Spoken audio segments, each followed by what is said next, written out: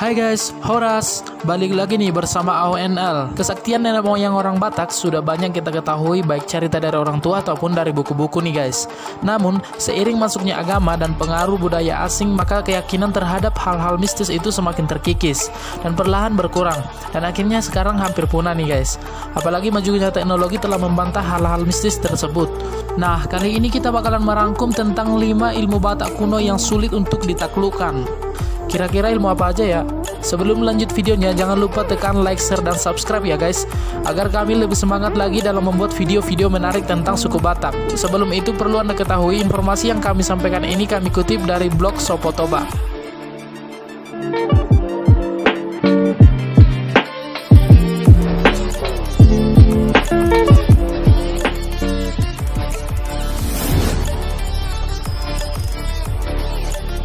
Panghulu Balang. Panghulu Balang adalah wasilah yang dijadikan hulu balang sang datu atau dukun untuk menghancurkan musuh dan makhluk gaib lainnya. Ceritanya seorang anak kecil diculik lalu diasuh oleh si datu. Segala maunya dituruti asal bisa patuh. Pada saat yang ditentukan, kemudian si anak dikorbankan dengan cara dimasukkan ke dalam mulutnya berupa cairan timah yang mendidih. Kemudian mayatnya dipotong-potong dan dicampur dengan beberapa ramuan dan dibiarkan membusuk. Air fermentasi yang keluar dari mayat anak tadi disimpan di dalam cawan, lalu sisanya dibakar untuk mendapatkan abunya. Untuk memanggil si anak yang sudah dikorbankan tadi, disiapkanlah patung. Patung inilah yang disebut Panghulu Balang. Patung ini berfungsi untuk penolak bala, sedang datu bisa memanfaatkannya untuk disuruh menyerang musuh berupa santet. Tunggal Panaluan. Tunggal Panaluan adalah tongkat kayu yang digunakan oleh datu atau dukun Batak di Sumatera Utara. Tongkat ini dibuat dari kayu pohon Trenguli Wanggang yang memiliki daya mistis bagi orang Batak. Tongkat ini diukir dengan rupa manusia atau binatang-binatang yang masing-masing berdiri di atas yang lain. Tunggal Panaluan digunakan dalam acara adat untuk mengusir bencana atau juga mendatangkannya. Untuk menghasilkan kekuatan mistis, datu membuat lubang di tongkat dan menambahkan peramuan yang disebut pupuk. Salah satu material pupuk adalah sisa-sisa tubuh anak yang dikorbankan. Terdapat variasi tongkat, salah satunya adalah tungkot malehat yang digunakan oleh orang Karo. Tongkat ini juga digunakan dalam tari tortor tunggal Panghuluan yang dibawakan oleh para dukun.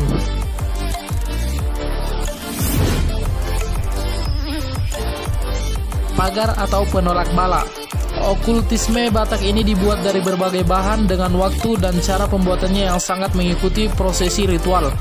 Biasanya menggunakan ayam, lalu bahan dibawa ke tempat yang dianggap keramat atau sambaon sinumbah. Dibutuhkan waktu berminggu-minggu untuk membuat ramuan pagar ini. Ramuan ini ditumbuk halus seperti pasta atau bubuk yang disimpan dalam naga morsarang atau tanduk kerbau yang berukir. Pagar Hami Sohona Begu Sohona Ajini Halak. Ini contoh tabas atau mantra yang digunakan.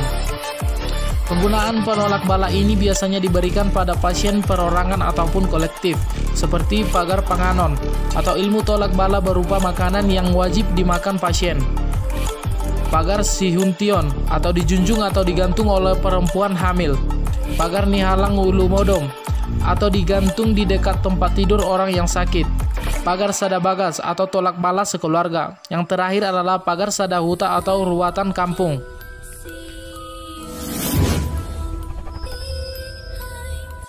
Azimat. Dulu orang Batak akan lebih pede jika pakai zimat. Simbora adalah azimat asli Batak yang terbuat dari timah hitam. Selain itu, kita temukan juga azimat dari gigi binatang, seperti harimau atau beruang. Ada juga jimat agar tidak mampan peluru yang bisa terbuat dari tulang kerbau yang dirajahi. Azimat ini disebut dengan sarang bodil atau sarang timah. Songon atau pohung atau piluk-piluk. Songon atau pohung atau piluk-piluk adalah jenis patung atau gana-gana yang diletakkan di ladang untuk melindungi dari pencuri. Konon katanya ilmu ini bisa membuat pencuri menjadi lumpuh jari-jarinya dan bahkan mati. Oke, sampai sini dulu ya video hari ini. Sampai jumpa di video-video selanjutnya. Horas, horas, horas.